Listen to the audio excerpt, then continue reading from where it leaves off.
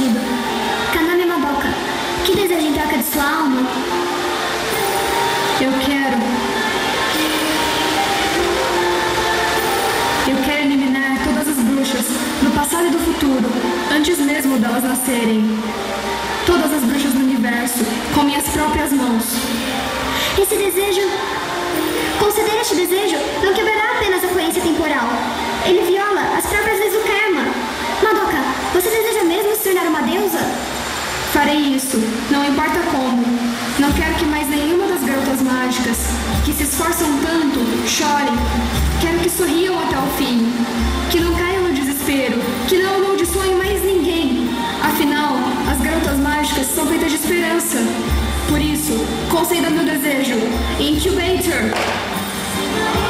Madoka, seu desejo não é tão simples quanto morrer. Você existirá para sempre, como uma entidade que mata as bruxas. Para sempre, numa batalha eterna.